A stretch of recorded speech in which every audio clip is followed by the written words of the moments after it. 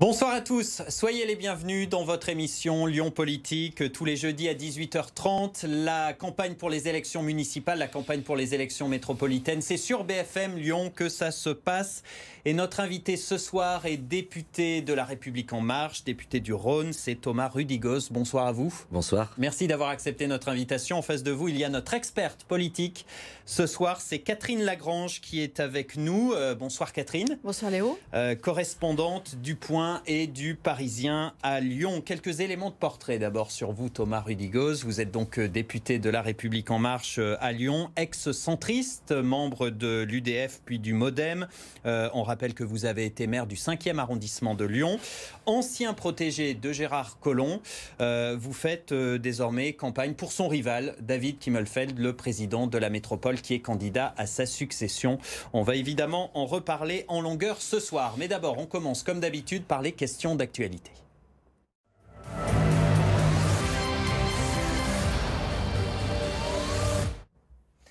Avec cet étudiant qui s'est immolé par le feu la semaine dernière à Lyon, depuis il y a cette vague de colère dans les universités, manifestations, blocages.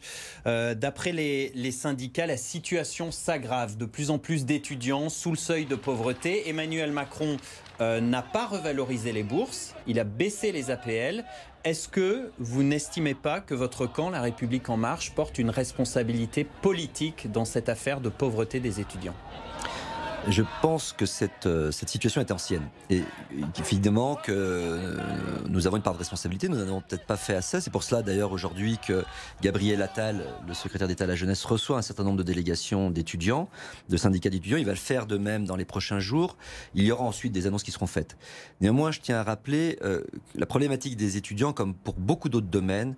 La France est confrontée à une situation de finances publiques très délicate, très difficile, très douloureuse. Et tout l'objectif de ce gouvernement, du président de la République, d'Emmanuel Macron, c'est de trouver de nouvelles marges de manœuvre, de réformer le pays pour redonner un nouvel élan à ce pays.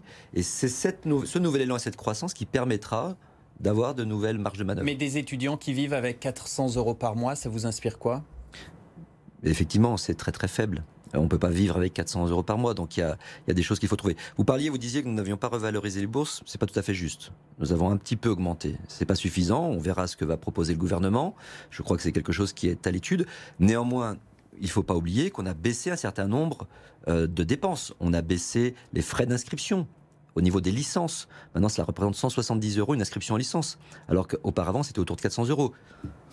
On a l'impression sur le terrain quand même que les étudiants sont très déterminés. Est-ce que vous ne craignez pas qu'on assiste là au départ d'un mouvement social étudiant, une sorte de mouvement des gilets jaunes de la jeunesse ?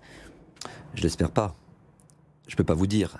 C'est vrai qu'il faut être très attentif, surtout avec la jeunesse. On ne sait jamais, on sait comment ça peut commencer, on ne sait jamais comment ça peut finir. Il faut être vraiment très attentif. C'est pour ça que je pense que le gouvernement a pris les choses vraiment avec beaucoup de sérieux et d'attention. C'est pour cela que Gabriel Attal, qui est, je pense, quelqu'un qui, sur ces questions-là, a une expertise et qu'il peut justement être un bon interlocuteur. Et je suis d'ailleurs très content que ce soit lui qui négocie avec les représentants des syndicats d'étudiants. Mais des étudiants, des jeunes qui seraient exclus des études pour raisons financières, ça c'est pas possible. Non, c'est sûr. Néanmoins, il y a quelque chose qu'il faut bien avoir en tête sur le système de bourse française, qui est un système extrêmement intéressant et qui n'existe pas de partout ailleurs. Il est évident qu'à un moment donné aussi, il faut que le système de bourse doit aussi correspondre derrière à des résultats. On ne peut pas obligatoirement accorder des bourses ad vitam aeternam à des étudiants qui seraient étudiants pendant des années. Donc il y a quand même cette situation-là. Bien entendu que face à une situation aussi dramatique que ce jeune qui tente de se suicider, de s'immoler par le feu, on est tous marqués, on a tous une pensée pour un jeune comme cela qui est actuellement encore entre la vie et la mort. Allez, c'est parti, on entre dans le vif du sujet. Tout de suite, l'interview politique de Thomas Rudigoz.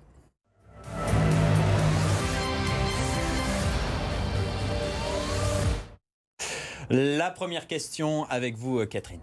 Alors, il y a un nouveau sondage qui est sorti ce matin, un sondage Ipsos, sorti dans Le Progrès et dans France Info. Alors, il confirme à peu près les résultats d'un précédent sondage, Opinionway, celui-ci pour Lyon Mag, qui donne Gérard Collomb largement favori, avec 31 points. Et votre candidat, David Kimmelfeld, pas mal de retard, 15 points seulement. Alors, c'est une campagne qui a du mal à décoller, ça se passe mal pour votre candidat, vous êtes inquiet ? Non, pas du tout. Je suis pas inquiet parce que déjà, c'est pas tout à fait le même sondage, parce que dans le précédent sondage dont vous parlez, même si on peut pas vraiment comparer des sondages qui n'ont pas été faits par les mêmes instituts de sondage. Il y a une tendance quand même qui se dégage. Voilà, et la tendance qui se dégage, pour nous, c'est qu'on progresse. Puisque David Kimmelfeld était à 11 points dans le précédent sondage de Lyon Mag, il est à 15 points là.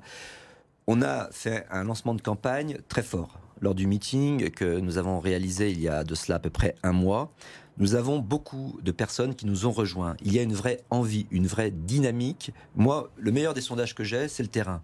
Je fais du terrain depuis longtemps, je suis un élu local. La meilleure façon d'appréhender pour voir si ça prend ou ça prend pas, c'est d'être sur le terrain. J'ai fait plusieurs fois des marchés ces derniers temps et je sens véritablement une envie auprès de David Kimmelfeld. Mais est-ce que vous vous attendiez à un si grand écart dans les premiers sondages qui ont des marges d'erreur très importantes, donc vraiment à prendre avec des pincettes? Mais il y a quand même cette tendance dont parlait Catherine et elle n'est pas favorable à David Kimmelfeld. Ça va du simple au double quand même. Voire au triple. La tendance, je ne sais pas.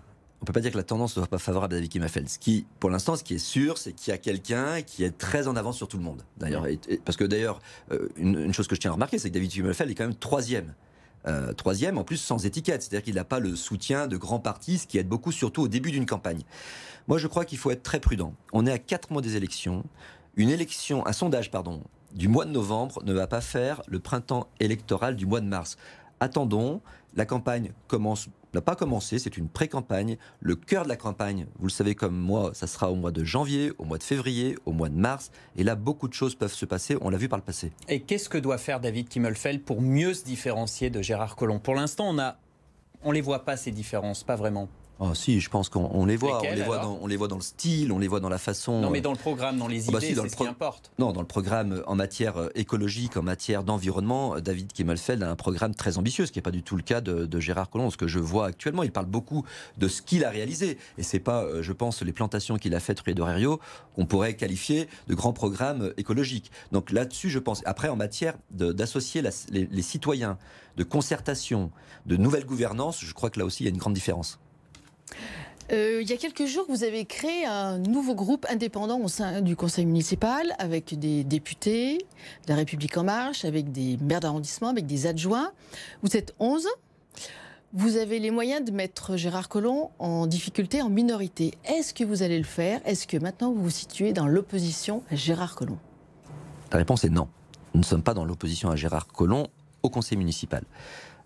Une partie des membres de ce conseil municipal sont des personnes qui étaient, pas une partie d'ailleurs, tous étaient dans la majorité de Gérard Collomb. Vous avez été élus sur ces listes. Et certains sont des adjoints de Gérard Collomb toujours en poste. Donc il est clair qu'il n'y a pas de risque de rentrer dans l'opposition. Alors pourquoi ce groupe? Qu'est-ce que vous allez en faire? Pourquoi nous avons fait ce groupe? Moi, ça faisait longtemps que j'avais envie que ce groupe se fasse. Après, il faut à un moment donné des circonstances.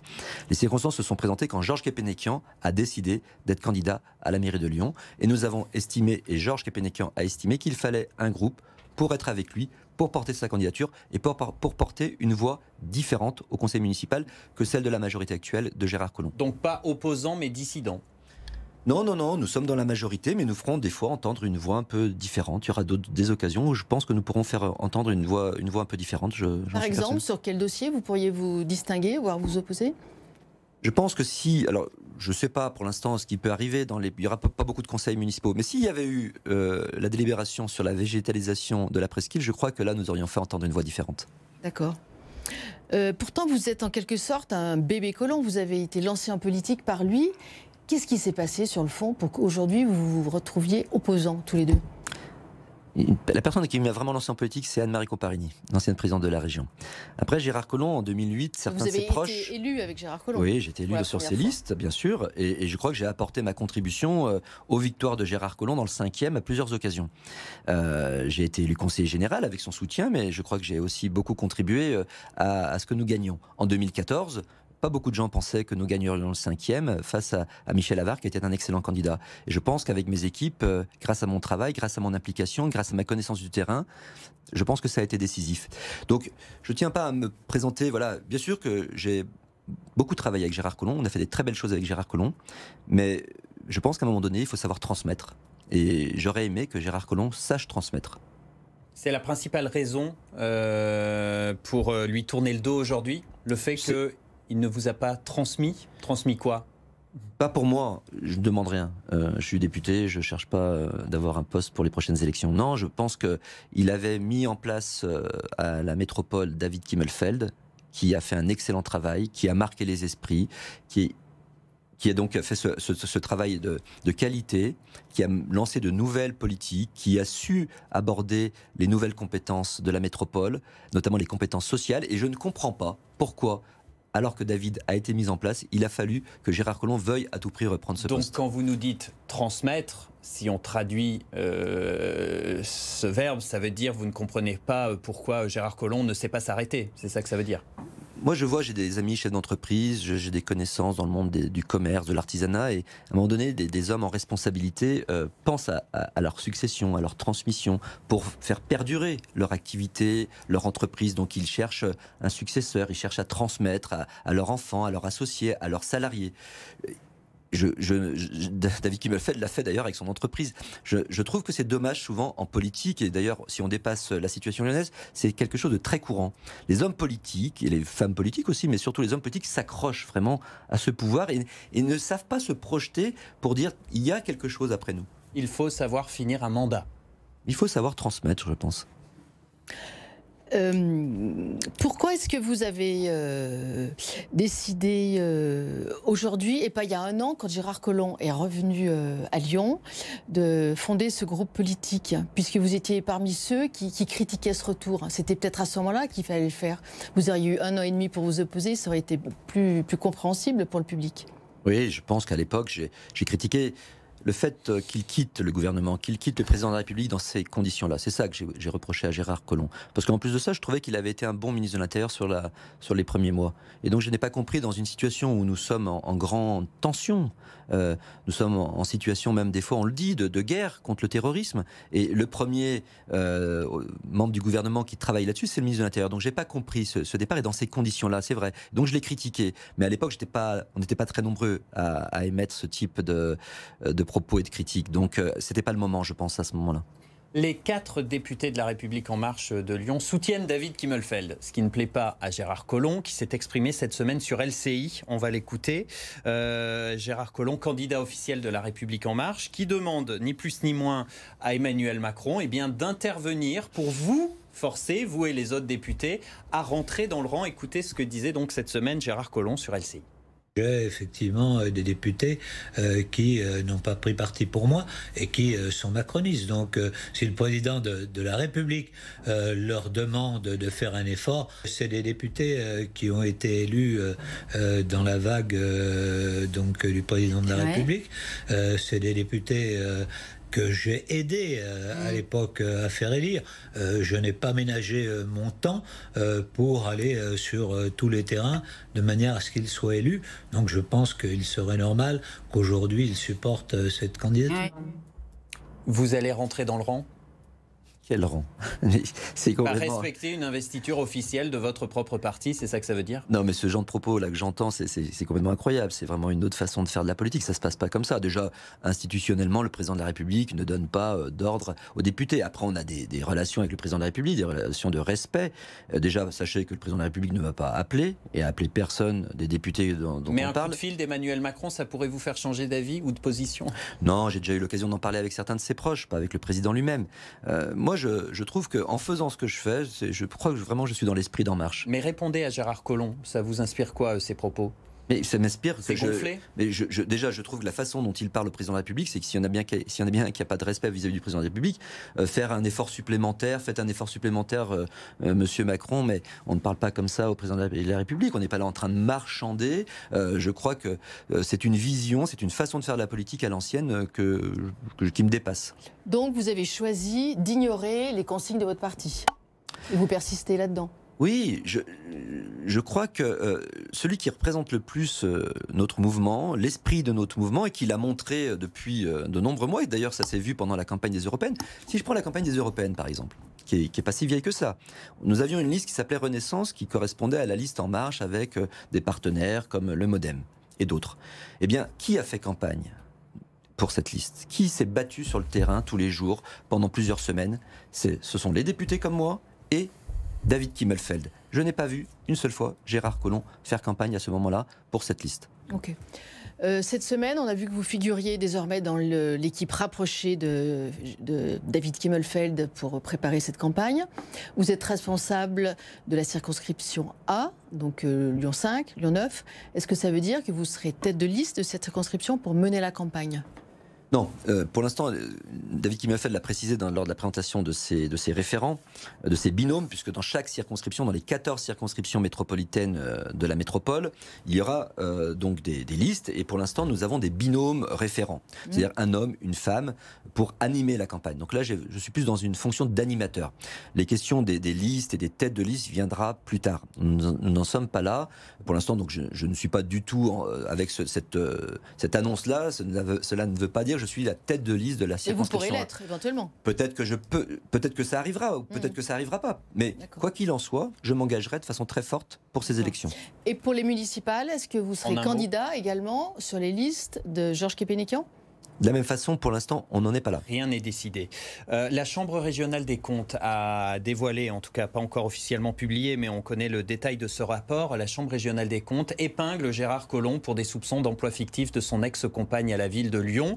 La Chambre n'a pas trouvé de preuve de ce travail. Gérard Collomb lui se défend en disant mais si, il y a beaucoup de témoins qui ont vu mon ex-compagne travailler. On se dirige vers un scénario à la François Fillon, selon vous ?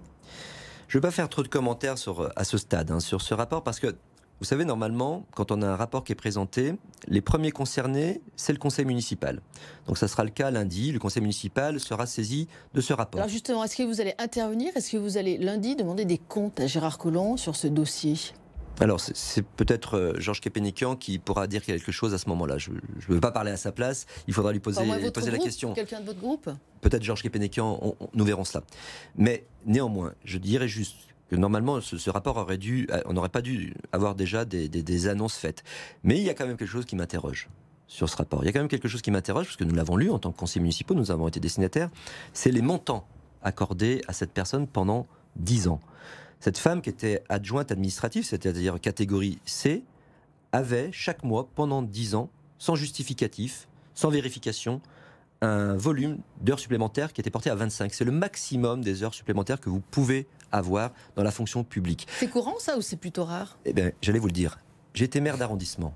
En tant que maire d'arrondissement, je me battais pour avoir quelques heures supplémentaires pour mes collaborateurs qui travaillaient régulièrement tard le soir ou le week-end. C'était très difficile. Depuis des années, même avant Gérard Collomb, du temps de Raymond Barre, la ville de Lyon avait décidé de limiter les heures supplémentaires pour des questions d'économie. À combien par mois à peu près en général ? Très peu, c'est quelques heures. 25 heures supplémentaires, c'est le maximum. C'est vraiment pour des personnes qui sont confrontées à des surcharges de travail. Par exemple, prenez un chauffeur du maire qui, lui, va être, non pas corvéable à merci, mais qui va faire beaucoup d'heures. Donc c'était une exception et peut-être une fleur, c'est ce que vous nous dites. Mais c'est pas possible d'avoir quelqu'un qui fasse autant d'heures. Je tiens juste à finir. Ça représente quasiment 2500 € bruts par mois. Une personne de son rang, de son grade, de sa catégorie, c'est autour de 1500 €. Donc pas de commentaire sur les soupçons d'emploi fictif, mais un commentaire et une critique sur le volume d'heures supplémentaires, on a compris.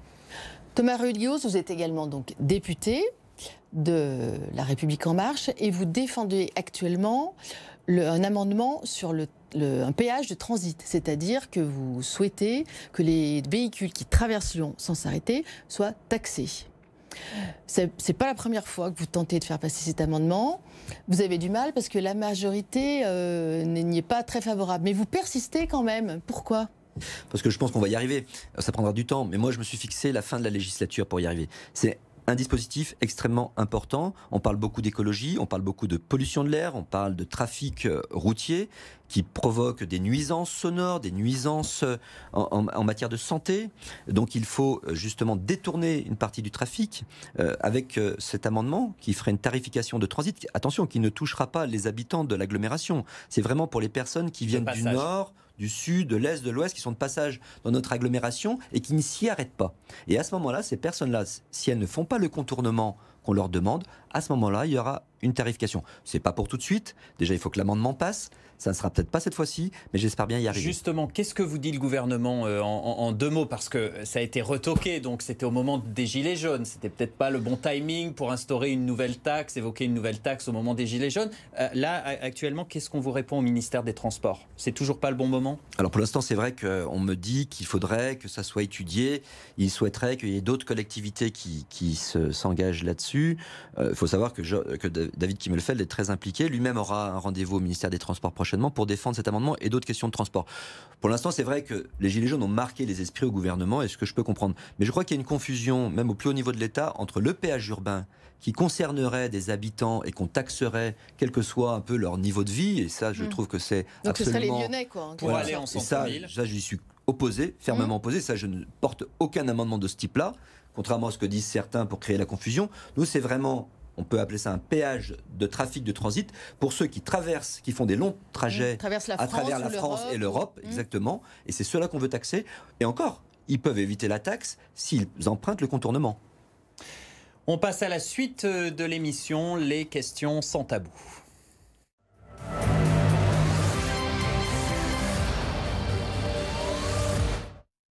Avec des réponses assez courtes, s'il vous plaît, Thomas Rudigos. Première question sans tabou, Catherine.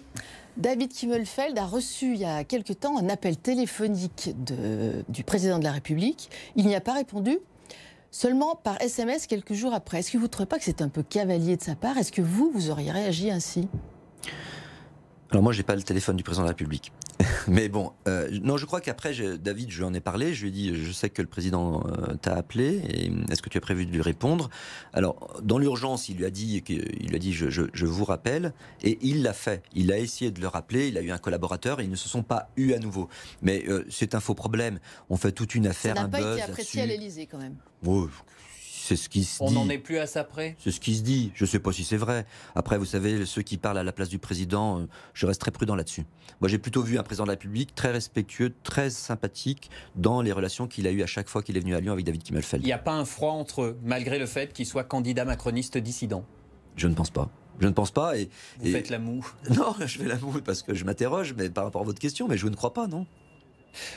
Vous êtes donc l'un des plus fervents défenseurs de David Kimmelfeld dans sa garde rapprochée pour cette campagne. Vous avez conscience, j'imagine, que c'est un peu un pari, un saut dans l'inconnu de supporter David Kimmelfeld. S'il échoue aux élections, vous faites quoi? C'est quoi votre avenir? Vous êtes grillé? Non, écoutez, on verra. Puis, moi, quand je m'engage dans une campagne, c'est pour gagner. J'ai toujours été assez battant là-dessus. J'adore les campagnes électorales. Je vais donner toute mon énergie pour David Kimmelfeld, pour Georges Pénécan. Mais on verra. Écoutez, pour l'instant, moi, je me bats, je m'engage pour gagner. Et puis, la vie, elle est faite...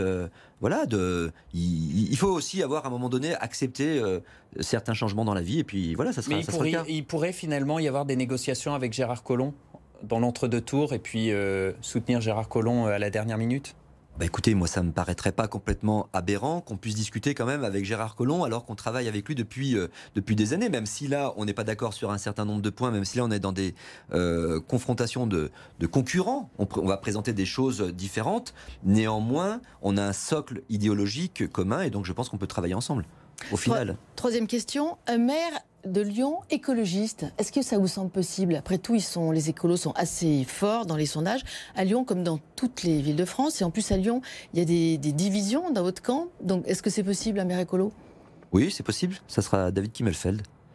Parce que David Kimmelfeld, je pense qu'il a cette coloration écologiste. Et au-delà de la coloration, il a vraiment ses convictions écologistes. Il le montre depuis 2 ans et demi qu'il est à la tête de la métropole. Il a pris un certain nombre de mesures courageuses, comme la création de la ZFE, la zone à faible émission, comme le passage du périphérique à 70 km/h, comme la piétonisation de la presqu'île. Ça, ce sont des actes forts qui montrent son engagement écologiste. Oui, mais dans les sondages, les candidats étiquetés écologistes, il est plus fort que David Kimmelfeld, beaucoup plus fort. Il arrive à 19, il arrive deuxième à 19%. Oui, mais c'est ce que je disais tout à l'heure sur les sondages. Il faut être très prudent sur des sondages à 4 mois. Les gens se positionnent effectivement beaucoup par rapport aux étiquettes. Ça ne sera pas le cas quand on sera vraiment dans le cœur de la campagne et qu'on pourra présenter nos programmes. Allez, on passe tout de suite à la dernière partie de Lyon Politique.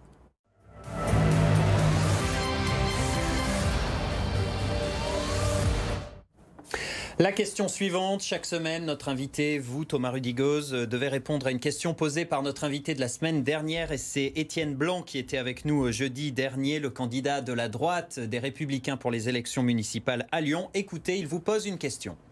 Thomas Rudigoz, vous êtes député La République En Marche, vous soutenez David Kimmelfeld. Vous siégez dans un groupe à l'Assemblée nationale sous l'autorité d'un président de la République qui soutient Gérard Collomb, qui vous a fait député. Est-ce que vous pourrez longtemps faire ce grand écart en ayant une position à Lyon et une position à Paris, ce qui crée une ambiguïté qui, en politique, peut poser quand même des difficultés majeures? Votre réponse ? J'aurais aimé une question moins politicienne. Là, c'est vraiment de la cuisine politicienne. J'aurais préféré que Étienne Blanc me demande quel est mon programme, quel est le programme de David Kimmelfeld pour les collèges, pour l'environnement, pour l'urbanisme, plutôt que de parler de ces questions très politiciennes. En 2 phrases, vous lui répondez quoi ? Je crois que j'ai répondu à un moment donné dans votre émission. Encore une fois, je me sens très à l'aise dans mes baskets de marcheur auprès de David Kimmelfeld et je crois que je reste en cohérence en étant un soutien du président de la République, du gouvernement. Quand je suis à Paris, dans l'hémicycle, quand je discute avec mon président de groupe, Gilles Legendre, j'entretiens de très bonnes relations. Il me fait confiance. Et donc je ne me sens pas du tout en situation de dissidence par rapport à mon groupe. On peut être soutien de David Kimmelfeld et en même temps soutien d'Emmanuel Macron et fidèle au chef de l'État. On vous écoute tout de suite, Thomas Rudigoz. Vous posez une question à notre invité de la semaine prochaine. Ce sera Georges Képénékian, qui assurait l'intérim à la mairie de Lyon pendant que Gérard Collomb était au gouvernement. Georges Képénékian, candidat pour les municipales à Lyon, candidat sans étiquette et qui soutient comme vous David Kimmelfeld. Posez-lui votre question. Alors, cher Georges, ma question porte sur votre trajectoire personnelle. J'aimerais un peu mieux vous connaître et comment un petit-fils d'immigrés arméniens d'origine modeste, vous m'en aviez parlé, vos parents étaient commerçants dans le quartier du Grand Trou, comment un fils d'origine arménienne devient un grand chirurgien urologue à l'hôpital Saint-Joseph-Saint-Luc et comment devient-il ensuite maire de Lyon ? Eh bien, réponse la semaine prochaine. Merci beaucoup Thomas Rudigoz d'avoir été notre invité ce soir dans Lyon Politique. Merci Catherine. Merci. Vous serez avec nous à nouveau la semaine prochaine, donc avec Georges Képénékian. Merci à vous évidemment d'avoir suivi l'émission. Notez que demain matin sur BFM Lyon, invité exceptionnel, ce sera David Kimmelfeld, le président de la métropole, qui sera avec nous, invité de la matinale Bonjour Lyon. On se retrouve donc demain matin à partir de 6h30. Je vous souhaite de passer une très belle soirée. Bonsoir Lyon avec Élodie Poyade continue dans quelques instants. Restez avec nous sur BFM Lyon.